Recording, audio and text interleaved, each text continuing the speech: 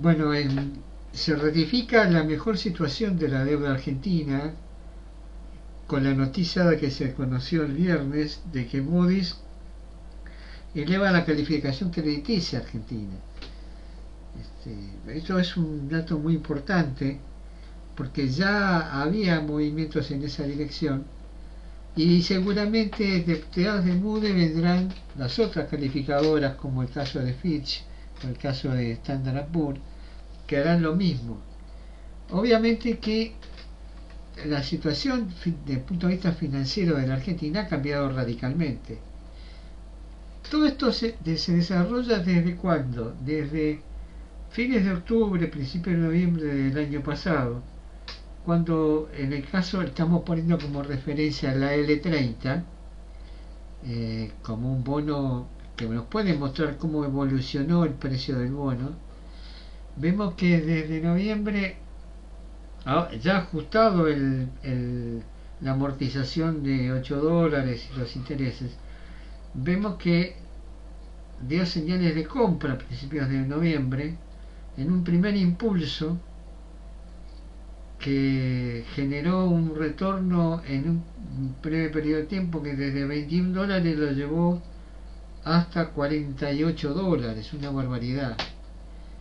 Posteriormente es una ligera corrección y ahora nos encontramos en la corrección del segundo gran impulso de los activos de renta fija argentinos cotizados y denominados en dólares.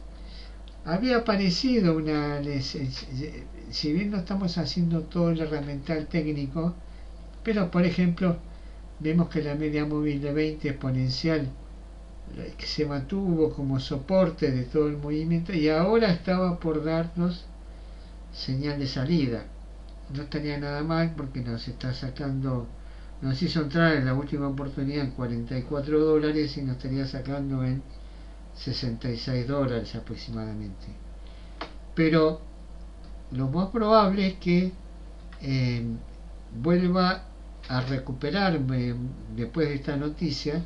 A partir de la semana que viene vuelva a recuperar vigor el movimiento de estos activos.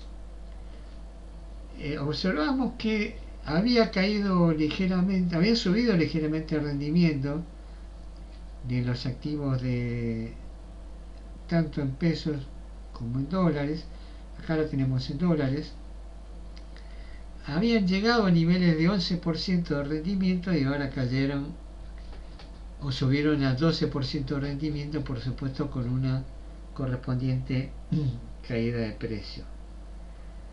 Pero lo que tenemos que ver son dos cosas. Primero, desde el momento que estuvimos analizando, o sea, desde noviembre del año pasado, que la curva de rendimiento se encontraba en esta forma, totalmente invertida, con los activos de más corto plazo teniendo rendimientos enormes del orden del 60-55%. O sea, una curva donde decididamente el mercado estimaba que en Argentina no iba a ahorrar la deuda, que no iba a pagar, cosa que obviamente no es novedad para la Argentina.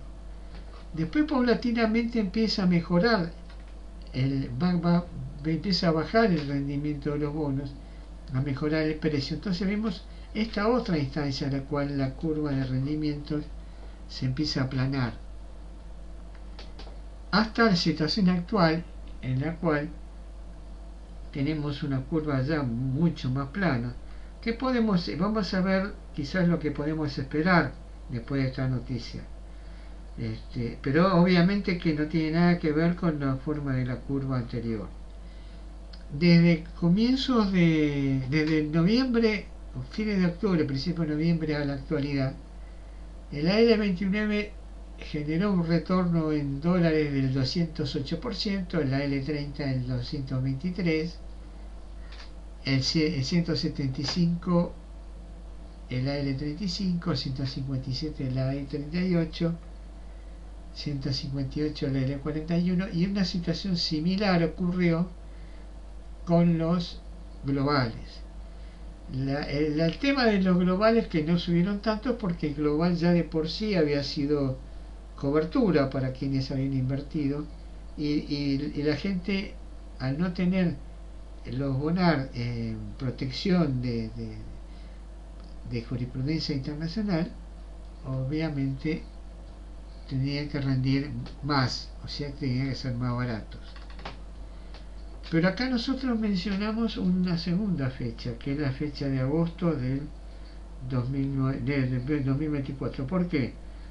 Porque nosotros lo dijimos en anteriores informes, que el superado ya, o de llegado, descontado ya gran parte de las bajas de rendimientos, las posteriores bajas de rendimiento que podíamos esperar que se produjeran iban a generar más retornos en activos como el 35, el 38 y el 41 que con el 29 y el 39. El 29 y el 30, perdón. Acá vemos que desde el 8 de agosto del año pasado, esta era la curva de esa fecha, ahora esta es la curva de hoy, el AL35 subió un 64% casi desde agosto del año pasado. El AL38 subió un 63% y el AL41 un 65,5%. Mientras que el Bonar 29 y el Bonar 30 subieron un poco menos. Se nota más esto en los globales, por el tema ya hemos dicho de que ya los globales ya tenían rendimientos más bajos desde el comienzo. Pero miren ustedes, el global 35 subió un 62, el global 38 un 56, el global 41 un 62 también. ¿Y qué podemos esperar? Podemos esperar que este movimiento de aplanamiento, que haya un movimiento, que la curva se mueva en forma paralela, o sea que caigan más los rendimientos, quizás con un ligero incremento en la caída de los Bonar 29 y 30, o los globales 29 y 30, pero que no alcance lo suficiente como para mejorar el retorno de los más largos. ¿Por qué? Porque para analizar esto está este concepto que a mí me gustaría que quienes hacen inversiones en bonos lo supiera más o menos usar o entender. La duración modificada mide en un rango pequeño de variación del rendimiento del bono cuánto puede variar el precio.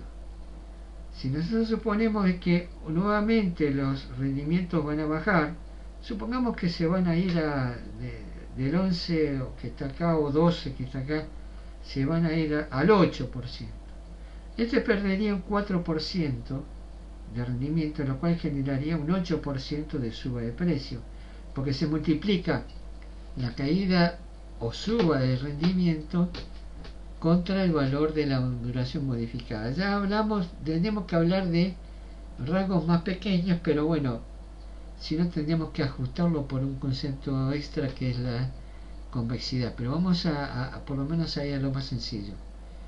Si te cayera 3%, el precio debería subir alrededor de un 15% respecto a los valores de hoy. Y lo mismo pasa con estos otros. Ocurre exactamente lo mismo con los globales. Lo que tenemos entonces que tener presente es que un arbitraje entre 29 y 30, saliendo de 29 y 30 y entrando en el 35 y el 41, puede ser una alternativa interesante, sobre todo para recibir un retorno extra al posicionamiento de bonos que estábamos teniendo. Bueno, son positivas las noticias.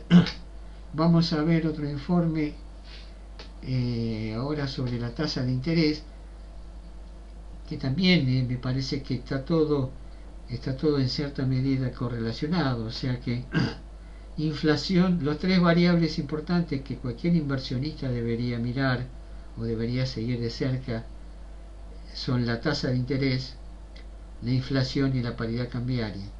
Siempre hay una que manda con respecto a las otras, hay una que lleva la batuta y las otras la siguen. Bueno, aparentemente ahora está mandando la tasa de interés. Vamos a ver si el central hace algo respecto a esto.